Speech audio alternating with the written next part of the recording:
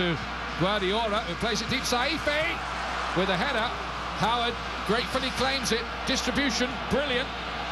Landon Donovan, there are things on here for the USA. Can they do it here? Crossed, and Dempsey is denied again, but Donovan has scored! Oh, can you believe this? Go, go, USA! Certainly through. Oh, it's incredible. You could not write a script like this. The World Cup. An event globally praised for uniting nations every 4 years. An occasion so pronounced, millions of fans set aside their lives to watch history for a short 30 days. To witness superb skill and to be part of an ecstatic celebration. An opportunity to put conflict aside for a chance of achieving greatness. A stage so big, perfect is all that is acceptable.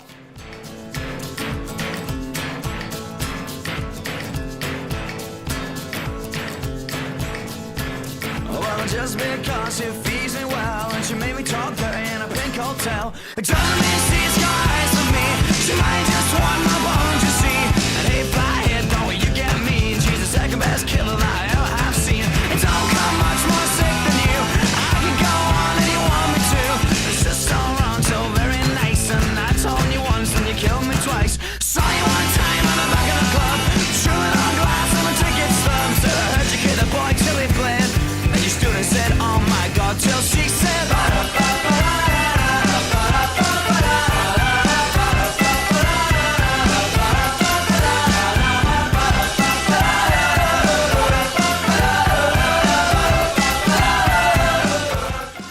While in the past there have been some less desirable World Cups, none have been near as disastrous as the future World Cups threaten to be.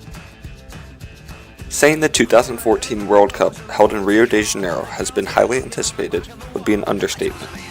Having 5 wins, Brazil has the most titles of any country in the World Cup, making it fitting for it to host its second World Cup. Brazil was also rather recently granted other major events, such as the 2013 Confederations Cup and eventually the 2016 Olympics. Conflict was first stirred up at the Confederations Cup last year, where Brazilians protested the billions of dollars being spent on international sports events, rather than using that money to improve funding for health, education, and public transport, which are sadly lacking. An unprecedented 1.5 million Brazilians protested during the Confederations Cup, reportedly throwing stones, lighting fires, and hurling makeshift bombs at police officers. Something like this had never happened, and it was clear it wasn't going to end soon. Even looking past the social unrest, Brazil's World Cup is still plagued by many other issues, mainly including problems with completion of stadiums. With less than 15 days to go, 4 of 12 World Cup stadiums are not yet completed, and many stadiums that are completed are falling apart. Brazil did have one positive concerning the stadiums. Because stadiums were needed for the Confederations Cup last year, 6 of 12 stadiums were completed, thus not under construction this year. That being said, the 6 stadiums that were being worked on this year all missed their deadlines. And if you're wondering, all the stadiums from last year missed their deadlines as well. With these stadium issues comes problems with tickets. More than 1,000 ticket holders were contacted by FIFA, saying their ticket must be returned because their seat no longer exists due to the stadium delays. Adding to all of these delays, in November last year, a crane collapsed on one of the stadiums, killing 2 workers. Currently, the death total is at 8. This is 4 times the amount of deaths experienced building the South African stadiums for the 2010 World Cup, which only had 2 deaths, but where events such as the London Olympics in 2012 did not record any casualties. The moment in Brazil's World Cup story that went from bad to worse. Caught on camera, a huge crane collapse in Sao Paulo in which 2 people died. Architect Marcio A. Campos was on a technical visit when he witnessed the crash. The Arena Corinthians was slated to host the opening match of next year's competition. That is now being questioned. The crane was lifting a large 420-ton piece of the roof when it fell over. It was going to be the last piece installed, which is why senior engineers were present. Workers had been ramping up their efforts to meet a December deadline to complete the stadium, a deadline set by FIFA. But the football organisation reckons the stadium will be ready. A source said it might even extend that deadline. That may well be needed, as a possible legal investigation would freeze construction. Preparations have had their fair share of troubles. Ballooning costs and delays have fueled public anger, sparking major anti-government street protests. And even though many local residents to the stadium remain confident the World Cup will get underway on time, a sore point remains the legacy of the tournament, which already means a downsizing of future public transport for Brazil's people. Finally, with all these issues comes the cost for the Brazil World Cup. The total comes in at around $14.5 billion, making it to date the most expensive World Cup ever. Moving on past the World Cup in Brazil, the 2022 World Cup, to be hosted by Qatar, has an estimated price of over $200 billion and boasts a whole new set of problems. Today we're going to take on the 2022 World Cup bidding announcements that happened yesterday.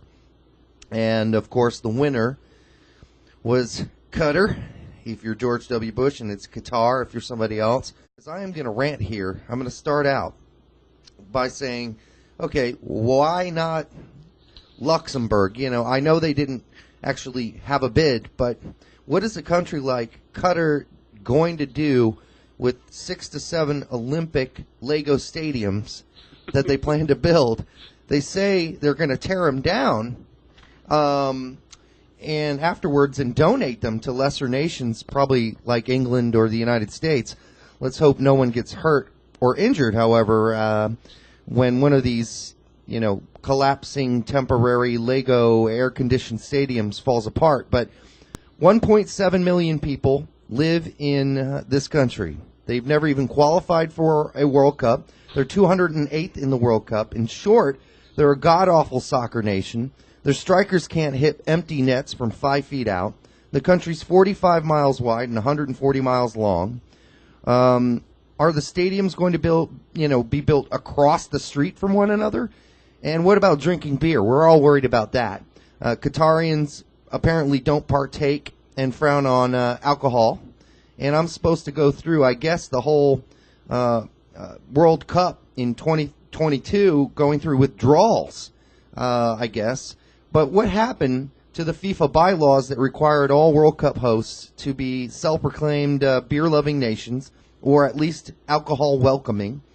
And will the religious thought police arrest me for drinking a Heineken in front of the Doha temporary Olympic Lego Stadium number 3 and then banish me back to the States? You know, maybe FIFA really wants a Middle Eastern nation to host the World Cup that badly, Brett, but you don't just take the first schmuck that you have, and what you do is you actually wait for the right Middle Eastern nation to ask to host the World Cup.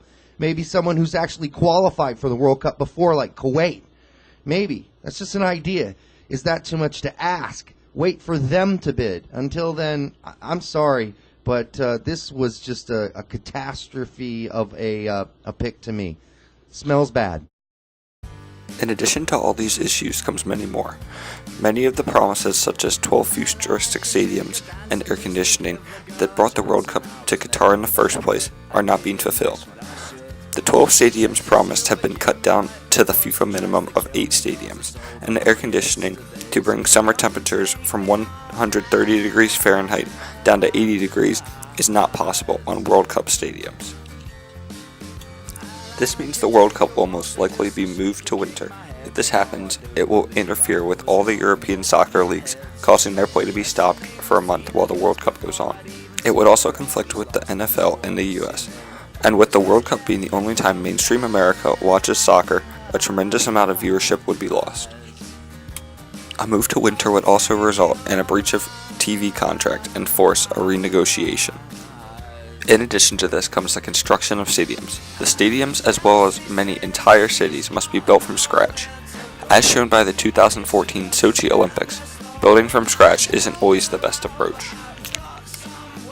Above all, for a country with the highest per capita income, the $200 billion may not be an issue, but with only 1.7 million people in the country, having enough laborers is a problem. So what does Qatar do? They import hundreds of thousands of laborers from the poorest places on earth, India, Pakistan, and Nepal, and promise high-paying jobs. 94% of the labor force is imported workers. These workers arrive, optimistic they can send money home to their family, but when they get there, their contract is more than not ripped up in front of them, and they get paid what their employers choose to. Workers are forced to live in labor camps 20 miles outside of the capital of Qatar. Under the Qatar work system, called kafala, workers are bound to another individual. Workers also can't leave the country without an exit visa, which must be approved by his employer, which rarely happens. The system Qatar uses equates to modern slavery. Saltwater given as refreshment, unsanitary conditions, and 130-degree heat has seen almost 1,000 fatalities among migrant workers over the last 2 years, more than one a day, most caused by cardiac arrest from extremely harsh conditions.